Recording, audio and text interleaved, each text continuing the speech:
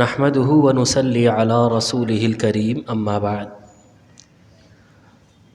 قال الله تبارك وتعالى في محكم تنزيله بسم الله الرحمن الرحيم والعصر إن الإنسان لفي خسر إلا الذين آمنوا وعملوا الصالحات وتواصوا بالحق وتواصوا بالصبر۔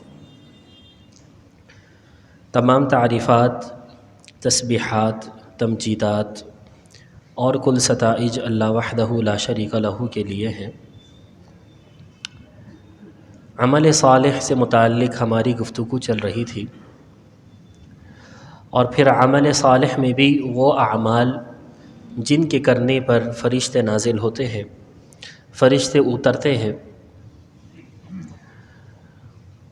ابو ہریرہ رضی اللہ تعالی عنہ سے روایت ہے کہ رسول صلی اللہ علیہ وسلم نے فرمایا، اذا اویت الی فراشک، جب تم اپنے بستر پر سونے کے لیے جاؤ، فقرأ آیت الکرسی، تو آیت الکرسی پڑھ لیا کرو۔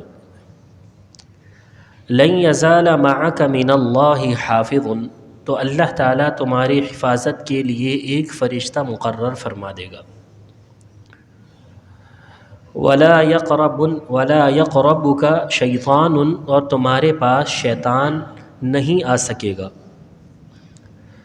حتی تصبح، یہاں تک کہ صبح ہو جائے گی۔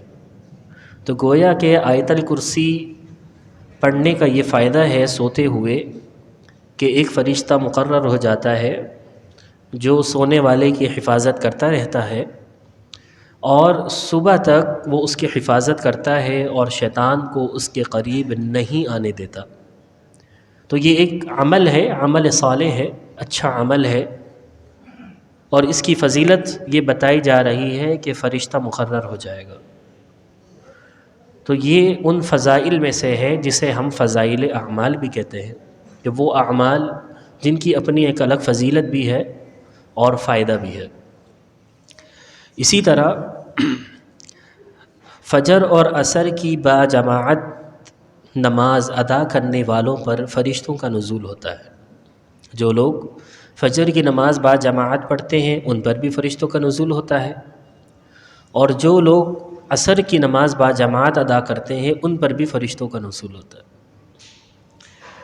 ابو ہریرہ رضی اللہ تعالی عنہ سے روایت ہے کہ بے شک رسول صلی اللہ علیہ وسلم نے فرمایا، یتعاقبون فیکم ملائکۃ باللیل وملائکۃ بالنہار، کہ تمہارے پاس رات اور دن کو باری باری فرشتے آتے جاتے ہیں۔ وَيَجْتَمِعُونَ فِي صَلَاةِ الْفَجْرِ وَصَلَاةِ الْعَصْرِ، اور وہ فجر اور عصر کی نماز میں اکٹھے ہو جاتے ہیں۔ ثُمَّ يَعْرُجُ الَّذِينَ بَاتُوا فِيكُمْ، اور پھر وہ فرشتے جو تمہارے پاس رات گزارتے ہیں وہ اوپر چڑھ جاتے ہیں۔ فَيَسْأَلُهُمْ وَهُوَ أَعْلَمُ بِهِمْ، پس اللہ تعالیٰ ان سے پوچھتا ہے، حالانکہ اللہ تعالیٰ جانتا ہے، لیکن پھر بھی اللہ تعالیٰ ان سے اپنی مخلوق کے بارے میں پوچھتا ہے۔ کیف ترکتم عبادی، کہ تم نے میرے بندوں کو کس حال میں چھوڑا ہے؟ تو فرشتے فیقولون، تو فرشتے جواب دیتے ہیں، کہتے ہیں، ترکناہم وہم یصلون، ہم نے انہیں اس حال میں چھوڑا ہے کہ وہ نماز پڑھ رہے تھے۔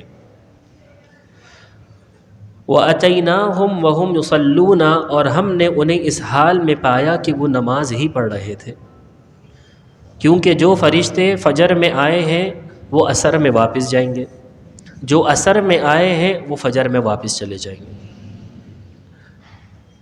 اور ایک روایت میں ہے، ابن خزیمہ کی روایت میں اتنا اضافہ ہے، وَاغْفِرْ لَهُمْ يَوْمَ الدِّينِ، اور وہ اللہ تعالیٰ سے سفارش کرتے ہیں ایسے لوگوں کی جو فجر کی نماز باجماعت پڑھتے ہیں اور عصر کی نماز باجماعت پڑھتے ہیں، تو ایسے لوگوں کی سفارش کرتے ہیں فرشتے۔ کیا سفارش کرتے ہیں؟ فرماتے ہیں، فَاغْفِرْ لَهُمْ، اللہ تعالیٰ ان لوگوں کو آپ معاف فرما دیجئے گا، یوم الدین، قیامت والے دن، قیامت والے دن جس دن ان کی پکڑ ہوگی پکڑ ہو سکتی ہوگی، یا اللہ اس دن انہیں معاف فرما دی جو ان کی پکڑ نہ فرمائی ہو۔ اور یہ دعا کنہیں نصیب ہوتی ہے؟